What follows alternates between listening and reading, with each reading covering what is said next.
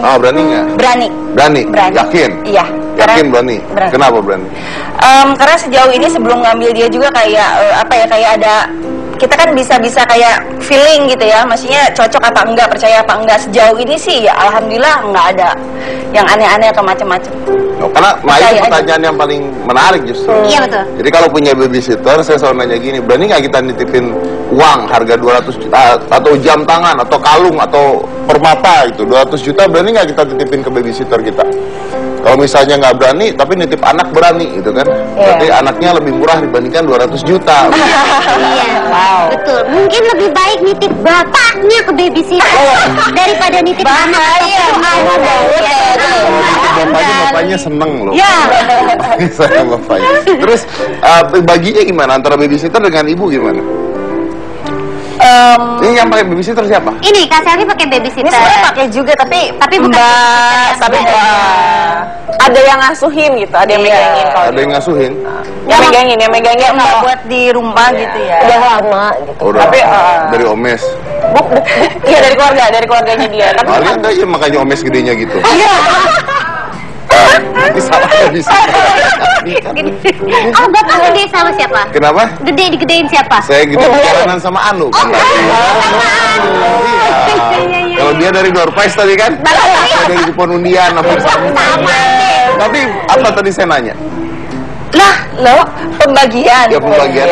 Ya itu Mas Edi, karena anakku udah 6 tahun jadi nggak terlalu sulit gitu. Karena udah gitu sekolah juga. Jadi sebenarnya sama babysitter juga kalau mau tidur aja sama kalau pulang sekolah itu. Nah, kalau dia mau makan? Makan biasanya siapin, kalau aku lagi kerja siapin, terus paling diliatin temenin, kalau enggak ya dia dia lebih sendiri milih aja. makan sama siapa? Sebenarnya nggak, jujur sendiri aku maunya, tapi dia masih harus disuapin Sama siapa? sama ibunya dong. Yakin. Bener nggak bohong? Beneran, waktu beda ya tadi di awal mah nyantai ngomong. Begini kami jadi galak banget. Jadi bye-bye.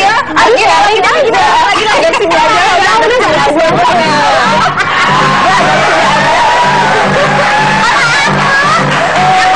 Bahasa wanita. Dengar obrolan mereka, aku jadi yang kayak nyut dalam hati. Wah, kalau gue jadi ibu gimana nih? Kalau bapak kan emang cowok. Bapak kayaknya ada dendam. Iya, yang cuma kenapa masalahnya guru.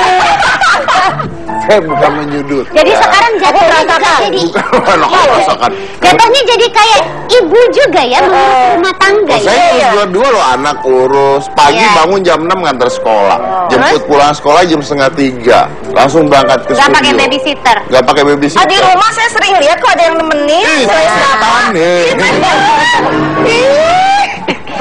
Tadi lu maaf pertanyaannya, di rumah sering ada yang nemen. Kok Kak Selvi tahu? Temenan sama yang ono. Yang ono tuh yang mana ya? Tapi kalau saya nggak babysitter, saya pakai jadi ada saudara memang yang selalu jagai. Kalau misalnya papanya kerja, dia jaga. Gitu. Bener saudara. Bener. Ih. Dan tadi kalau bicara tentang apa namanya? Babysitter. Bukan apa tadi saya lihat di TV kamu ngomong. Apa ya? Apa kamu? Ibu bekerja. Bukan kamera. CCTV. Ini harus saya lagi tidur tuh. Oh, berarti Om Deddy juga pasang CCTV di Saya rumah. punya 16 CCTV di rumah. Wow, itu cuma buat monitor Aska doang. Monitor Aska doang. Sama ya monitor Aska doang.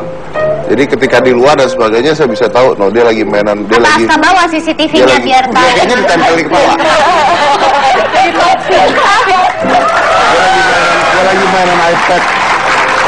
Dia lagi mainan iPad sambil tiduran dan saya bisa dengar suaranya dia. Ini sekarang nih kejadian dia. Sekarang. Ya masa foto ya sekarang. Iya kali kan maksudnya yang tadi pagi kali gitu. Ya udah, tapi ada sebuah gambaran yang menyedihkan. Kadang-kadang kenapa tadi saya bukan nge-post sih, ini kejadian beneran bahwa kebanyakan yang namanya babysitter atau pembantu itu lebih mengenal anaknya dibandingkan orang tuanya gitu loh. Dan itu kemarin meme kali ya, bukan meme lagi, itu sudah video yang tersebar di mana-mana, makanya kita ngangkat tema ini gitu. Kita lihat dulu apa yang terjadi, coba silakan.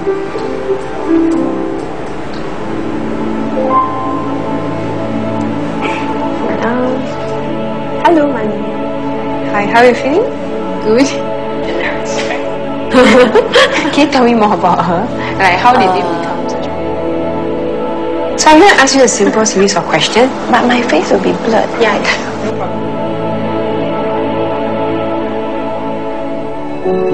Does she have breakfast today? Yeah, she does.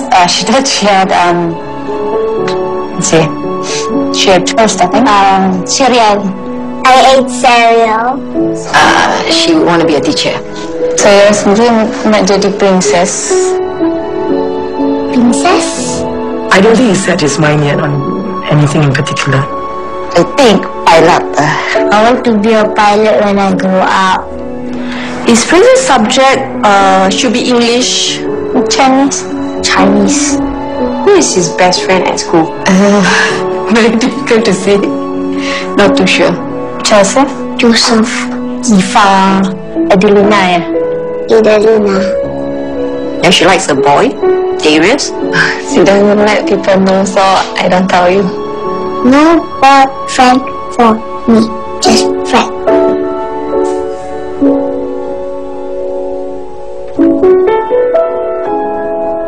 Usually when she has nightmares, she won't wake up, but she will scream and cry. Oh, cari saya, but dia ketakutan, mimpinya seram. I will tell my auntie to sleep beside me when I have nightmares.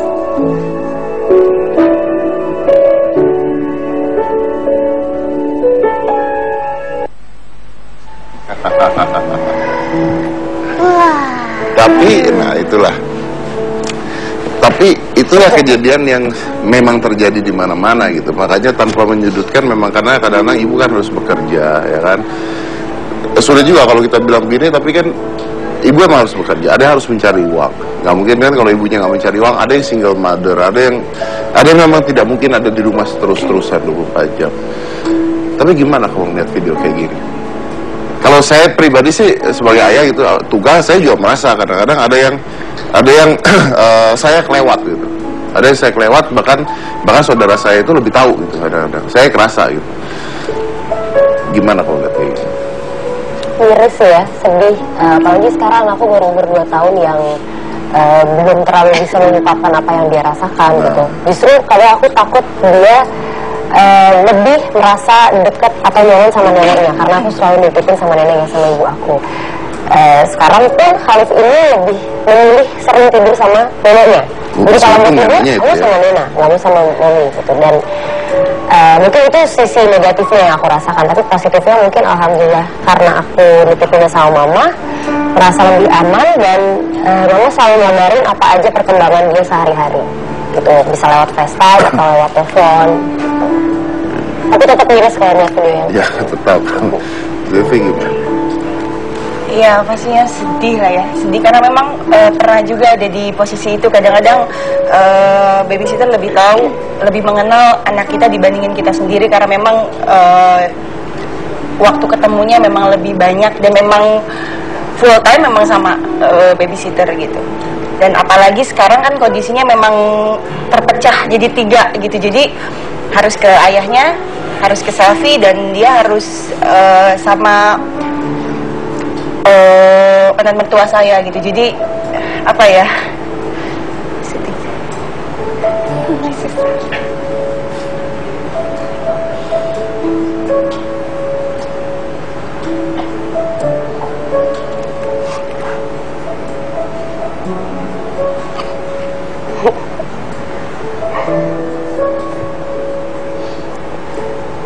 Ya tapi memang ya tadi seperti saya bilang, kadang-kadang ada hal-hal yang nggak bisa dipilah-pilah kan. Karena saya ngalamin seperti ini pada saat saya pernah pergi ke Singapura pada saat itu. Di Singapura sama mantan istri saya. Jadi sudah cerai tapi kita pergi bertiga supaya pada saat anak ini ulang tahun gitu. Pada saat pergi bertiga. Maaf. Dan pada saat pergi bertiga ke sana, yang dicari Aska dengan satu syarat bahwa saudara saya, omnya itu harus ikut. Dia nggak mau kalau dia nggak ikut. Gitu. Kenapa? Karena mainnya ya sama dia. Setiap hari mainnya sama dia. Gitu. Dan kita sebagai orang tua, saya sebagai ayah aja, begitu kerja pulang ada kerjaan lagi dan sebagainya. Menyempatkan waktu itu kan cuman ya paling sejam 2 jam. Tapi ketika orang ini yang kerjanya memang 24 jam sama si anak, ya nggak bisa disalahin kan. Memang anak itu akan terjadi seperti itu gitu. Tapi mungkin ini mengingatkan kita bahwa mungkin kita harus belajar kali ya, lebih memantau lagi kali ya, lebih tahu lagi kali ya. Harus ada quality time kali ya, harus ditanya apa, mengapa, makannya apa. Karena banyak orang tua yang bahkan nggak tahu pelajaran sekolahnya apa. Banyak orang tua yang nggak tahu teman sekolahnya siapa kayak tadi. Tapi kalau ada perkataan seperti yang kayak, ya kan saya kerja buat anak saya juga. Anak saya makan apa nanti, sekolahnya gimana kalau saya nggak kerja? Jadi ya waktunya berkurang. Oh iya, ya memang. Makanya saya bilang saya tidak menyalahkan kedua sisi karena ada hal-hal yang nggak bisa disalahkan gitu loh. Ada hal-hal yang nggak bisa disalahkan. Makanya mungkin quality time-nya lah yang mungkin harus diperbanyak. Ini kejadian sama saya kemarin pada saat Gina tahu saya ke Magelang. Iya tahu. Oh, this is bad. Saya pergi ke Magelang karena saya ada show. Nah, saya tuh biasanya udah nggak terima show untuk di luar kota karena Aska nggak bisa saya tinggal. Jadi biasanya saya tolak gitu. Tapi karena ini sahabat baik saya dan dia menikah dan sudah setahun yang lalu dealnya sama saya, jadi mau nggak mau saya jalan. Dan Aska ini ngotot untuk ikut. Padahal saya minta dia untuk tinggal di rumah sama ibunya. Tapi kan memang anak-anak cowok deketnya sama saya gitu. Saya minta dia tinggal di rumah sama ibunya. Seminggu tuh saya push dia untuk tetap tinggal di rumah, nggak ikut karena saya cuma pergi 2 hari. Dan Magelang itu nyampe Jogja dulu, dari Jogja naik bus lagi naik mobil lagi ke tempat wah pokoknya capek ya. Sampai di hari H, sampai mau di hari H, 1 hari sebelum hari H saya ngomong sama dia. Aska, this is last time. Papa tanya, kamu akan capek dan kamu akan sakit ikut papa. Papa maunya kamu di rumah. Dan kalau kamu mau pergi kasih alasan apa? Tahu nggak dia ngomong apa? Yang akhirnya saya ya udahlah ikut papa. Dia ngomong gini, no, kenapa kamu mau pergi? Karena saya takut tuh. Takut apa? Takut pesawatnya jatuh. Oh my god. Aduh. And then I was like, kalau pesawatnya jatuh kan Aska nggak ikut. Ya that's why. Kalau pesawatnya jatuh, Aska mau ada di sana apa? Sedih ya. Udah nggak bisa ngomong apa-apa lagi kan? Iya benar. Ya udahlah ikut ngepakin barang dan sebagainya. Tapi itu sedih banget, saya ceritanya juga sedih pada saat itu pun jadiannya sedih banget itu. Kayaknya, quality time-nya mungkin harus diperbaiki. Nah kalau saya bicara negatif saya dulu ya, negatif saya adalah saya kadang-kadang suka tidak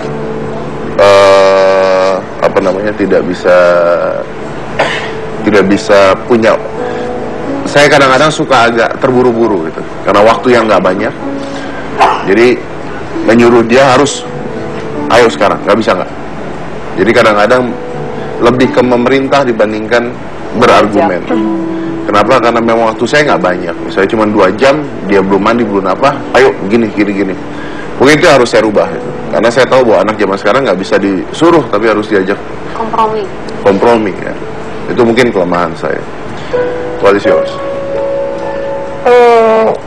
Mungkin karena hal umur 2 tahun kali ya, jadi masih belum terlalu banyak sisi dramatisnya.